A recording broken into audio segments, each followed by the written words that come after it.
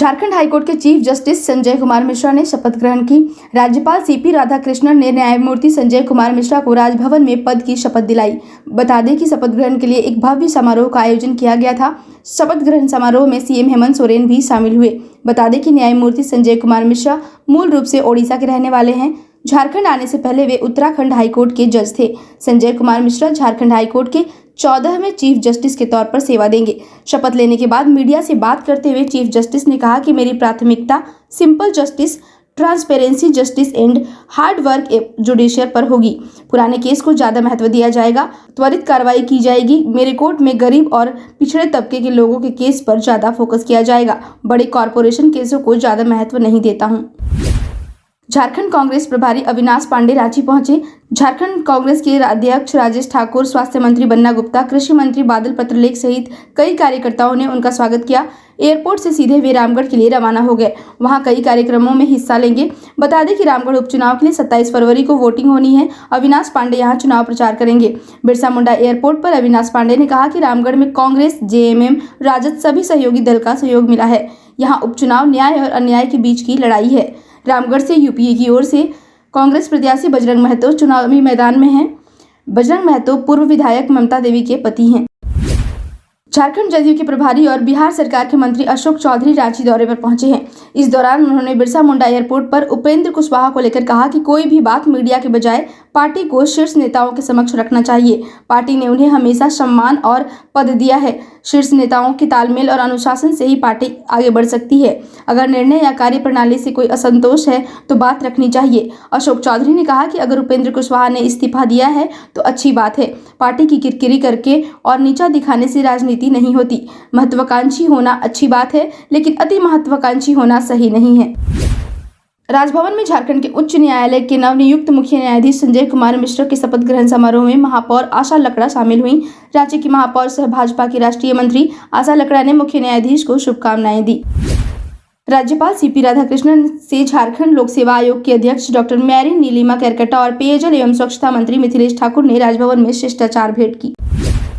NDA प्रत्याशी सुनीता चौधरी की जीत सुनिश्चित करने को लेकर रामगढ़ क्षेत्र में बीजेपी की ओर से बूथ स्तरीय कार्यकर्ता सम्मेलन का आयोजन किया गया। इस दौरान बूथ को कैसे मजबूत किया जाए और एनडीए प्रत्याशी के पक्ष में कैसे मतदान हो, इसको लेकर बूथ स्तरीय कार्यकर्ताओं को टिप्स दिए गए।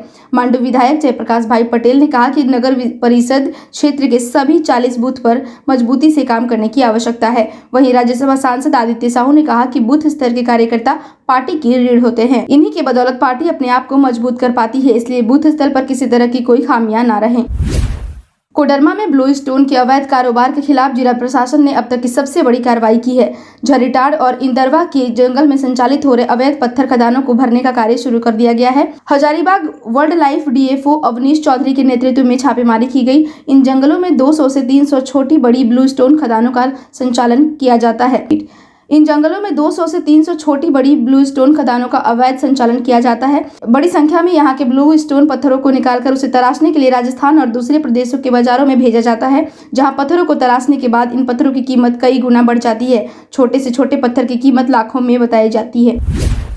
साहेबगंज के राजमहल पहाड़ी श्रृंखलाओं के दोहन की शिकायत पर एनजीटी के निर्देश पर राज्य सरकार ने एक टीम का गठन कर साहेबगंज भेजा। टीम में अपर मुख्य सचिव एल ख्यांगते, खान सचिव अबू बकर सिद्दीकी, प्रदूषण नियंत्रण बोर्ड के सदस्य सचिव वाई के दास शामिल हैं। बता दें कि पहाड़ी श्रृंखलाओं के निरीक्षण के बाद रिपोर्ट तैयार करनी है। जिला के खनन टास्क फोर्स के प्रमुख अधिकारियों के साथ मंत्रणा कर टीम पहाड़ी श्रृंखलाओं में हो रहे दोहन का निरीक्षण करते हुए खदानों और पत्थरों पर रिपोर्ट तैयार करेगा। इसके बाद रिपोर्ट एनजीटी की प्रधान बेंच दिल्ली को 27 फरवरी को होने वाली सुनवाई के पूर्व प्रेषित करेगा। सिमडेगा की 5 नाबालिग आदिवासी बच्चियों का सिमडेगा पुलिस ने रेस्क्यू किया। मानव तस्करों ने इन बच्चियों को फैला फुसलाकर दिल्ली में भेज दिया था। सभी बच्चियों को जिला प्रशासन ने संरक्षण दिया है। बता दें कि 9 फरवरी को सिमडेगा की एक बेटी का गुरुग्राम में एक दंपति द्वारा प्रताड़ना का मामला प्रकाश में आया था। मामला सोशल मीडिया के माध्यम से सीएम हेमंत सोरेन तक पहुंचा था।